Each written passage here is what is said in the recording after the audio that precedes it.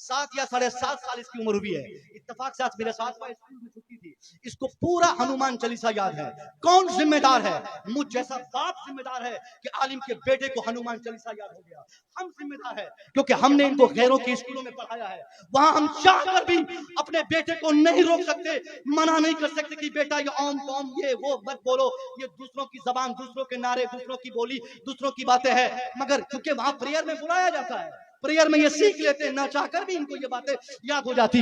हम जिम्मेदार है, आप भी जिम्मेदार है। आप अंदाजा फरमाएं कि जब एक आलिम अपने बेटे को स्कूल भेजकर अपने बेटों को कुफरिया जुमले याद करने से नहीं रोक सकता है, तो आप अपने बच्चों की खैरियत पूछिएगा। आप अपने बच्चों को ईमान उनके कैसे बचा सकते? आपका बच्चा अकीदा कैसे बचा सकता? मैंने जरूरत महसूस की है क्योंकि आज की तारीख में 99% लोग चाहते कि हमारा बेटा स्कूल में पढ़े, मगर ये गौर नहीं करते कि स्कूल देता क्या है, स्कूल पढ़ाता क्या है, स्कूल बताता क्या है, स्कूल सिखाता क्या है, स्कूल बांटता क्या है, स्कूल हमें देता क्या है। ये जाने बगैर हम स्कूल बच्चों को भेजते हैं क्योंकि स्कूल हमने खोला नहीं, हमें गैरों की स्कूल भेजने पड़ते। और गैरों की स्कूल जब हम भेजेंगे तो गैर जो चीज जानते हैं वही सिखाएंगे, उन्हें जो मालूम है वही बताएंगे, उनका जो मिशन है वही चलाएंगे, उनकी जो तहरीक है उसी पर काम करेंगे।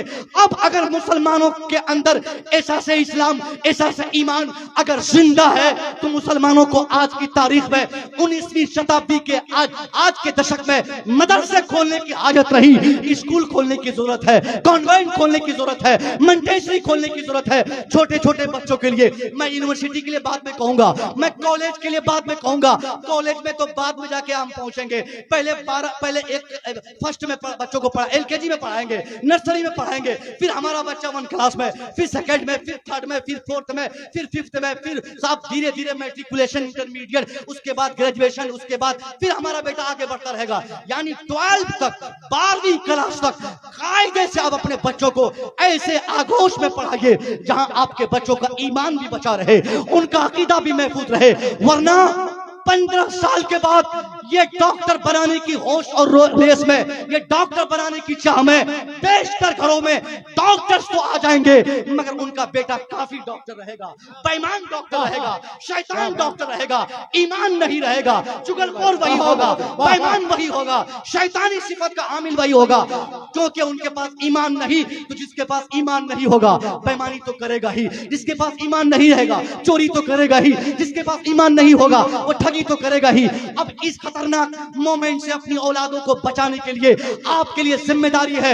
अगर जाती तौर पर आप स्कूल खोल सकते हैं तो खोलें, जाती तौर पे खोलने की ताकत नहीं तो जो फाउंडेशन आपने बनाया है, मदर फाउंडेशन आपने बनाया, ऐसे फाउंडेशन आप एक हरिपुर नहीं साहब, फकीर टोली वाले अलग बना ले, बैसी में अलग बना ले, 10 वाले अलग बना ले, साफ पानी 17 वाले अलग बना ले।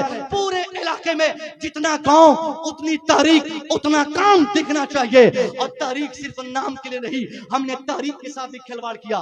तहरीक की भी कमी नहीं है, तहरीकात बहुत सारी है। कहीं के साथ गरीब नवाज कमेटी, कहीं साहब ख्वाजा गरीब नवाज कमेटी, कहीं आला हजरत कमेटी, कहीं ताजुल शरिया कमेटी, कहीं मखदूम समना कमेटी। और इन कमेटियों की जिम्मेदारी जो रहती है वो जिम्मेदारी वो कमेटी वाले निभाते नहीं।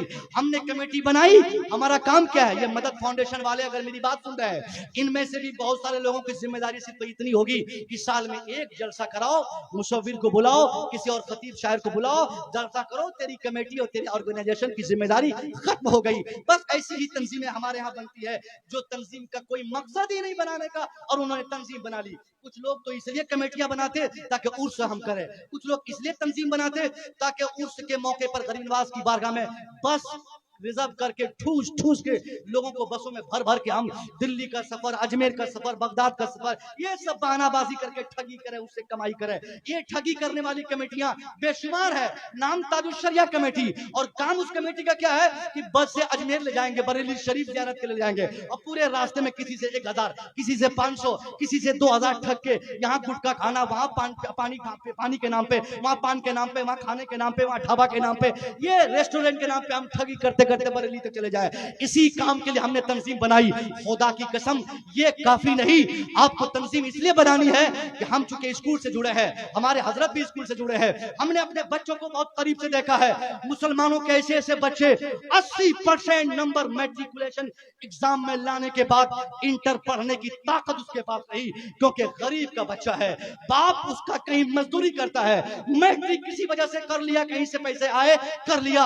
अब मैट्रिक में 80% नंबर लाने के बाद भी इंटर वो नहीं कर सकता, क्योंकि 1100 रुपया इंटर में एडमिशन के लिए उसके पास नहीं है, उसके पास पोशाक के पैसे नहीं है, उसके पास कम्युनिकेशन के खर्चे नहीं है, उनके पास मजीद हॉस्टल के चार्जेस नहीं है। अब वो गरीब आदमी अपने बेटे को बोलेगा चलो छोड़ो बेटा पढ़ाई, जाओ दिल्ली भागो। मैट्रिक में फर्स्ट डिवीजन 80% यानी एक्सटेंशन मार्क लाने वाला हमारा बेटा अगर मैट्रिक करके छोड़ देगा तो ये तेज तर्रार बेटा मैट्रिक छोड़ने वाला आगे चल के वो मजदूर ही नहीं रहेगा, बल्कि मुमकिन है वो गुंडा बन जाए, मुमकिन है वो चोर बन जाए, मुमकिन है समाज का बहुत बड़ा गद्दार बन जाए। मुमकिन चूंकि तेज है, और तेज आदमी कुछ भी बन सकता है, तेज है तभी तो मैट्रिक में नंबर लाया है। तेज आदमी को चांसेस नहीं मिले, नहीं पढ़ सका, गुर्बत की जिंदगी थी, वो आतंकवाद बन गया, बम बनाने लगा। कोई 10,000 दे दिया, उसका मर्डर करो, वो जाके कर देगा। कोई 15,000 दिया, सुपारी दिया, जाके वहां बदमाशी करो, वो कर देगा। यानी जब हमारा बेटा गुर्बत की जिंदगी से दो चार होगा, उस गुर्बत की मजबूरी उसे आतंकवाद बनाने पर मजबूर कर देगी। समाज का एक जालिम इंसान बनने पे वो कोई देर ना होगी। इसलिए मैं कहना चाहूंगा, आपके पास अगर तंजीम होगी तो उस तंजीम की जिम्मेदारी ये होगी, ऐसे बच्चों को हम मुंतखब करें और चिन्हित करके उनको लाएं और ऐलान करें, खबरदार ये 22 इलाके में ऐलान कर दे, तंजीम के सदर दरवाजे पर इश्तिहार डाल दे कि 2024 के मैट्रिक एग्जामिनेशन में फर्स्ट डिवीजन पास होने वाले जिस मुसलमान के बच्चे को भी आगे की तालीम की चाह होगी, अगर उसका बाप उसे नहीं पढ़ाना चाहेगा, ये तंजीम गरीब नवाज, ये तंजीम मखदूम समना, ये तंजीम आला हजरत, ये तंजीम ताजुश शरिया ऐसे बच्चों की तालीम की सारी जिम्मेदारी निभाएगी। नतीजा तब क्या निकलेगा, आपके पैसों से आपके समाज का अगर एक बच्चा मैट्रिक के बाद इंटर के बाद अगर वो एमबीबीएस की डिग्री पा ले, अल्लाह की कसम 50 मरतबा अजमेर जाने से ज्यादा बेहतर होगा कि हमारे समाज का एक बच्चा डॉक्टर या इंजीनियर बन जाएगा। जिंदाबाद जिंदाबाद, नारे तकबीर, नारे रिसालत, मसलके आला हजरत, फैजाने आला हजरत, शहीद आजम कॉन्फ्रेंस हजरत अल्लामा मुस्तफा रजा मिसबाही। सबसे ज्यादा हमारी कमी है, हमने अपने समाज को रौंद दिया। सब गरीबों की गुर्बत का एहसास तक में नहीं हुआ। आपकी परेशानी ये नहीं कि साहब ये नदियां, ये कभी महानंदा और कभी ये कौन सी नदी बीच में पड़ती है, कोसी कनकई, पता नहीं नदियों का भरमार है ये बिहार के इस क्षेत्र में। हर नदियां आपको तबाह करती है, मगर इन नदियों से ज्यादा तबाही आप खुद अपनी करते हैं। आपके समाज में जो ये दुर्गति आपकी और हमारी है, इसकी ये वजह सबसे बड़ी ये है कि हमने इंडिविजुअली तालीम पे तवज्जो दे दी। वैसे ही अगर किसी का बेटा डॉक्टर बन गया तो फूले नहीं समाता कि मेरा बेटा तो डॉक्टर बन गया, हजरत एमबीबीएस बन गया। मगर मैं कहूंगा ये डॉक्टर साहब, आपने अपने बच्चे को डॉक्टर बना लिया, या आपकी कामयाबी की पहचान नहीं। गांव का 5 आदमी अपने बेटे को पढ़ा ले, 10 लोगों के बच्चे पढ़ ले, 90 बच्चे पढ़ ले, गांव के डॉक्टर आईएएस आईपीएस बन जाए। अगर 10 बच्चे भी जाहिल रह जाएंगे, पूरे गांव को सुकून से न रहने के लिए उन्हीं 10 लोगों का जाहिल रहना काफी माना जाएगा। अब उस गांव की कामयाबी तब है कि वो 90 लोगों की तालीम के साथ साथ बचे हुए 10 लोगों की भी तालीम की फिक्र करे, ताकि सब लोग सुकून से अपने घर में आराम करें। आप डॉक्टर बन जाएंगे, जाहिल बच्चे आपको कभी सुकून से रहने नहीं देंगे। हमने बहुत करीब से गांव में देखा है, मास्टर 4 मास्टर इसी साल बीपीएससी में पास हुए, फिर दोबारा बीपीएससी का एग्जाम हुआ, 17 लड़के फिर निकल गए। एक ही गांव में फर्स्ट फेज में 4 फिर 17। अब वो बच्चे जो नहीं कुछ कर पा रहे थे, उन लोगों ने सोचा कि ये लोग बहुत पढ़ रहा है, आगे बढ़ रहा है, रुको इनको हम ये करते हैं। उन्हीं बीपीएससी पास होने वाले मास्टरों की गिनती के साथ एक हफ्ते में 3 लोगों की गाड़ी चोरी हो गई, बाइक चोरी हो गई। अब लोगों ने सोचा कि मास्टर साहब भैया है, ये गाड़ी चुरा लेंगे तो क्या हो जाएगा, चला गया घर से। कौन ले गया, उसी गांव का। अब बताइए, ये लॉक द गाड़ी, बोला वो कांधे पे उठा के लोग रात में ले चले गए। वाह तो जाहिल के कब ले गए? अगर उनके बच्चे भी बीपीएससी पास करते, वो बच्चे भी अगर पढ़े लिखे होते, वो भी बच्चे अगर तालीम याफ्ता होते, ये जलील हरकत वो नहीं करते। बेशक बेशक बेशक। इसलिए सुकून की नींद सोने के लिए बेहतर यह है कि आप खुद भी अपने बच्चों को पढ़ाएं और दूसरों के बच्चों की भी तालीम की फिक्र आप करें। ये सबसे बड़ी जिम्मेदारी होगी। बहुत अच्छा ये पैगाम है। जिम्मेदारी को अगर आपने इसका एहसास अगर आपने कर लिया।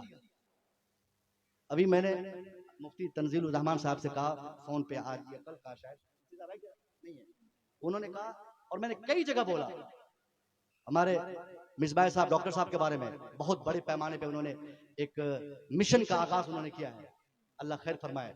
मगर मैंने बहुत स्टडी करने के बाद मैंने कहा था एक बड़े बड़े बड़े जिम्मेदार आलिम से कि मुमकिन है हजरत को ये सीमांचल वाले इस मिशन में कामयाब होने नहीं देंगे।